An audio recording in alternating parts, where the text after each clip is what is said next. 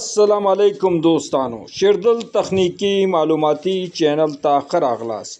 अल्लाह ताला दे वकी द सेहत او عافیت جامه پتن زمونږ د نن ورځې ټاپک او موضوع دا د وی اف ډي انورټر د اټو ټیونینګ پر رابطه باندې دا یعنی د وی اف ډي انورټر د اتومات سیټینګ پر رابطه باندې دا دوستانو دا سیټینګ ډیر مهم او ضروری دی هم د وی اف ډي انورټر لپاره او هم د موټر لپاره موټر 3 پیز یا سنگل پیز وی او کدا په 200 یا په 440 ولټ باندې چلیږي کده دی ار پی ام 1400 وی یا 30 او تاسو نشئ کولای د خپل موټر مکمل سیټینګ په صحیح معنا سره برابر کړئ نو دا یوازینی مهم او اهم سیټینګ دی د وی اف ډي انورټر لپاره چې دا سیټینګ د موټر کیلو واټ ولټ امپیر ار پی ام فریکوئنسي او دا سي د موټر ټول ظرفیت دا سنس کوي او د ته دوستانو په خپل په اتومات ډول باندې سیټینګ برابروي نو تاسو کولای شئ د دې څخه بیا په نورمال ډول باندې استفاده وکړئ نو دوستانو راځو د دې مهم سیټینګ لپاره د وی اف ډي انورټر سکرین د وی اف ډي انورټر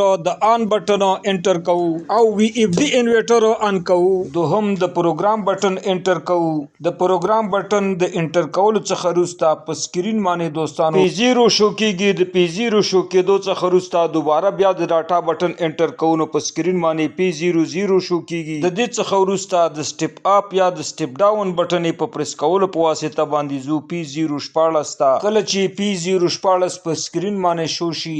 نو د دې د شو کېدو څخه وروسته بیا د ډاټا بٹن انټر کوو نو د ډاټا بٹن د پریس کېدو څخه وروسته په سکرین باندې 0 راځي نو دوستانو بیا د سټپ اپ یا د سټپ ډاون بٹن په واسطه باندې یو انتخابو او د یو انتخابولو څخه وروسته بیا دوباره ډاټا بٹن انټر کوو او دوستانو د ډاټا بٹن د انټر کولو څخه وروسته وی اف ډي انورټر د موټر مکمل ظرفیت او دا سنس کوي او د سنس کولو څخه وروسته نورمال ډول باندې سیټ کیږي او د دې د سیټ کېدو څخه وروسته دوستانو تاسو بیا کولای شئ د خپل وی اف ډي انورټر څخه خپل د واټر پمپ دوستانو دا په نورمال ډول باندې سٹارټ کړئ او د دې څخه د همیشه لپاره استفاده وکړئ بغیر د کوم د سیټینګ د سیټ کېدو څخه نو دوستانو دا وا زموږ د نن ورځې ټاپک او موضوع دوستانو که غواړئ بر تخنیک څخه ځانونه برخمن کړئ او خپل هر قسم برقي وسایل په خپل کورونو کې ترمیم او جوړ کړئ نو دوستانو که تر اوسه پورې مو زما چینل نوی سبسکرایب کړئ نو مهرباني وکړئ زما چینل سره سبسکرایب کړئ او دا ویډیو در سره لایک کړئ دوستانو ستاسو توجه نه یو نړۍ مننه السلام علیکم